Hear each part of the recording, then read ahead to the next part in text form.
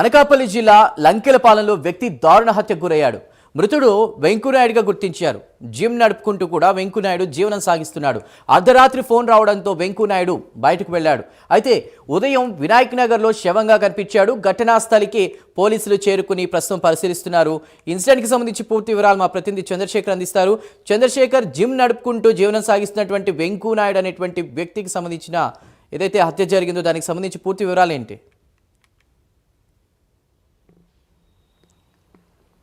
Right Chandu, చూసుకుంటే అనకాపల్లి జిల్లా Paravada police station పరిధిలో ఈరోజు ఉదయం దారుణం అయితే వెలుగులోకి వచ్చినటువంటి పరిస్థితి కనిపిస్తుంది. ముఖ్యంగా చూసుకుంటే వెంకనాయుడు అనేటటువంటి యువకుడిని గుర్తు తెలియనటువంటి వ్యక్తులు అత్యంత దారుణంగా కిరాతకంగా కూడా అతని తలపై రాళ్లతో మోదీ హత్య చేసినటువంటి హత్యా ఘటన అయితే స్థానికంగానే కలకలం రేపిందని చెప్పుకోవచ్చు. ఈరోజు ఉదయాన్నే అటువైపుగా వెళ్ళినటువంటి స్థానికులు గుర్తించి పరవాడ పోలీస్ స్టేషన్కి సమాచారం అందించడంతో సంఘటనా స్థలాన్ని చేరుకున్నటువంటి పోలీసులు అయితే ముఖ్యంగా ఆ హత్యకు గురైనటువంటి వ్యక్తి వెంకనాయుడుగా కూడా గుర్తించారు. ఆయన అయితే ఆ స్థానికంగా ఉన్నటువంటి ప్రాంతంలో జిమ్ నడుపుకొని ఆ కుటుంబ సభ్యులతో కూడా జీవనం అయితే సాగిస్తున్నాడు. అయితే వెంకనాయుడికి ఎవరికైనా మధ్య విభేదాలు ఉన్నాయన్నా లేవా అనే దానిపైన కూడా ఆ దర్యాప్తు అయితే కొనసాగుతుంది. ముఖ్యంగా చూసుకుంటే వెంకనాయుడికి లేదా ఎవరికైనా సరే మధ్య తగాదాలు ఏమైనా ఉన్నాయా లేదా జిమ్ము విషయంలో ఏదైనా ఘర్షణ పడ్డారనే దానిపైన అయితే దర్యాప్తు కొనసాగుతుంది. ముఖ్యంగా చూసుకుంటే గత కొంతకాలంగా కూడా నిర్మానుష్య ప్రాంతంగా మారినటువంటి అనకాపల్లి జిల్లాలో చూసుకుంటే ఈ రోజు ఉదయం ఈ హత్య అయితే స్థానికంగానే కలకలం రేపిందని చెప్పుకోవచ్చు. ముఖ్యంగా చూసుకుంటే గత 6 నెలల క్రితం జరిగినటువంటి వరుస హత్యల ఘటనలు మరొక ముందే మరలా